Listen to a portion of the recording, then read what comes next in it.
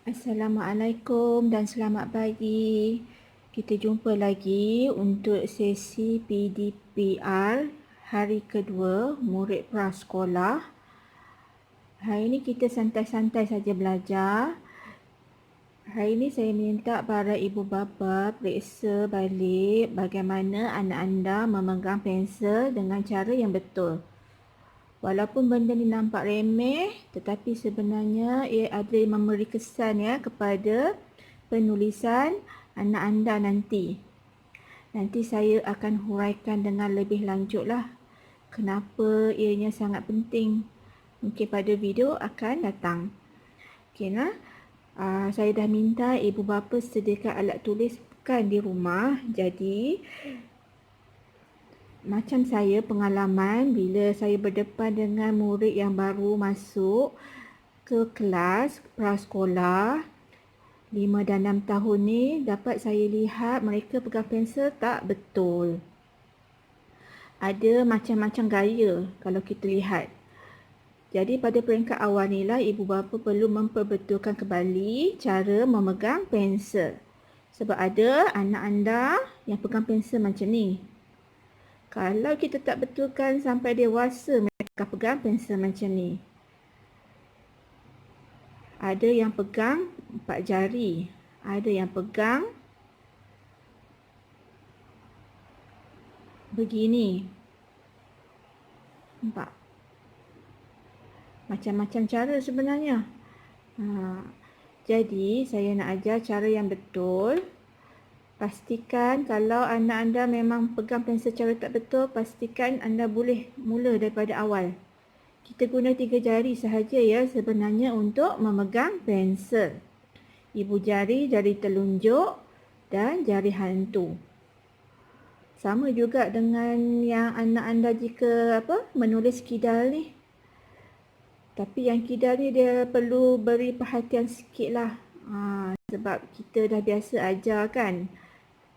Macam saya tangan kanan. Kadang-kadang saya akui ada masalah juga untuk mengajar murid-murid yang menggunakan tangan kiri. Tapi tak apa, pelan-pelan. Lama-lama kalau kita bagi latihan praktis mereka menulis, mereka akan boleh menyesuaikan diri juga akhirnya. Macam saya cakap, kita guna 3 jari. Pensel ni kita ambil, letak di bawah ibu jari. Yang bahagian sini kita letak di atas jari hantu. Begini. Cuba cek balik anak-anak anda pegang pensel. Ada yang pegang style macam ni. Kurang sesuai.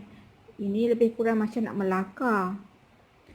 Untuk menulis pastikan macam ni. Jangan terlampau dekat pula. Sedang-sedang ikut selesa. Jadi untuk tugas yang pertama, saya minta ibu dan ayah di rumah tu bimbing anak-anak. Maksudnya bukan bimbing, ajar dulu anak-anak cara membuat garisan lurus dengan betul. Garisan lurus seperti nombor 1. Mesti mula daripada atas ke bawah. Atas ke bawah. Atas ke bawah. Atas ke bawah. Saya lupa nak bagi tahu, sekiranya anak anda ada masalah untuk memegang pensel dengan betul, mungkin tangan dia kecil ataupun dia susah nak grip, boleh cari kat kedai ada jenis pensel yang ada macam 3 bucu tu, yang style besar. Untuk permulaan, sekiranya memang kalau tulisan anak anda tu memang sangat lemah lah kita cakap. Kalau dia menulis tak ada masalah, free and easy, tak apa, boleh pakai pensel macam ni. Sekiranya anak tu 5 tahun, tak biasa lagi menulis, boleh cari yang besar. Macam marker pen ni lebih besar. Kalau macam biasanya murid pendidikan khas lah. Okey, ada masalah kan nak pegang pensel, boleh guna. Murid prasekolah pun boleh guna. Tapi bukan belajar latihan di atas kertas lah. Ibu dan ayah boleh beli kertas mahjong ataupun whiteboard di rumah yang besar. Hari-hari pagi-pagi ke, kalau anda pergi kerja tu, bagi anak praktis buat contengan. Bagi tangan tu biasa dulu memegang pen ataupun pensel. Bila dah biasa baru kita alih guna pensel. Okay, kita sambung balik, belajar buat garisan atas ke bawah. Sebab ada juga, memang tiap-tiap tahun kalau kita lihat ada murid dah biasa dah. Dia mula daripada bawah naik atas, bawah ke atas. Tak betul sebenarnya. Kena cek, periksa, betulkan kembali sebelum kita belajar menulis A sampai Z. Pastikan dah terbiasa buat atas ke bawah, bukan bawah ke atas. Salah. Mula daripada sini. Jadi hari ini saya nak minta tolong ibu dan ayah bagi latihan mudah saja, asas menulis garis lurus. Kita perlukan kertas A4 yang saya dah minta waris belikan, sediakan di rumah. Okey, untuk prasekolah ni memang dia belajar konsep ruang. Kita tak ada bagi buku ataupun kertas bergaris ataupun yang jenis kotak-kotak untuk awal-awal ni. Hari kedua kan. Tak apa, anda jangan risau kalau anak anda buat salah. Hari ni pengenalan, kita nak tengok anak dia punya tahap macam mana penguasaan dia menggunakan konsep ruang menulis garisan lurus pada kertas A4. Memang kalau tengok pengalaman saya banyak ragam.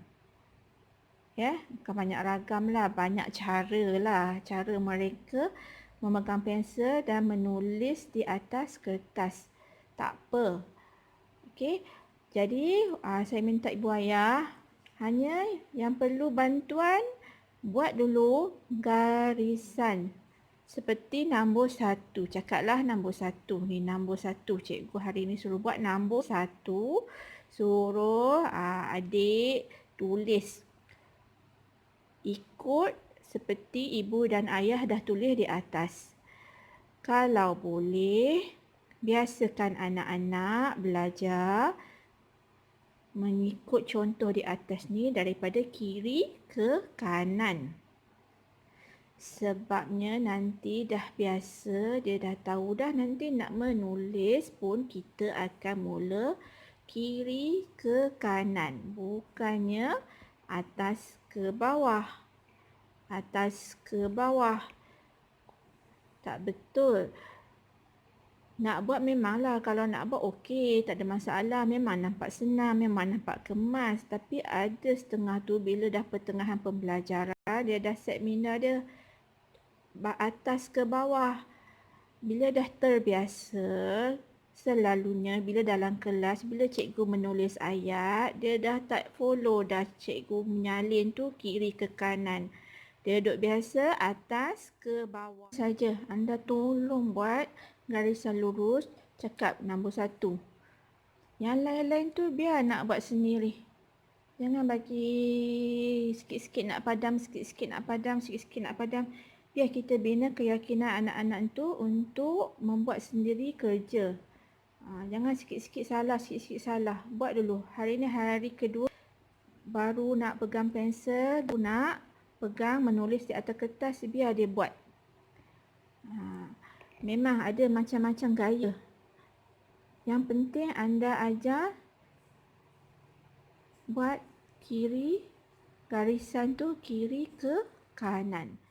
Memang buat macam mana. Ada setengah dia buat kecil-kecil macam rintik hujan. Kadang-kadang dia dah lari dah alignment. Dia pergi sini, lama-lama dia pergi sini, dia pergi sini. Tengok. Pergi sini, pergi sini, pergi sini. Lama-lama akan lari, dia akan lari. Dia akan lari.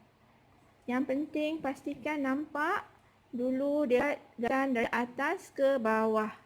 Ada takkan lurus punya. Cikgu hari ini waris pastikan anak pegang pensel dengan betul. Buat garisan tu ada mana-mana yang ada bawah ke atas tu. Tolong repair lah orang kata. Macam-macam gaya. Okey. Biasanya dalam kelas kalau saya tengok macam ni, kita memang tak bagi, bukan nak kata dia tak boleh, kita bagilah latih tubi kali kedua.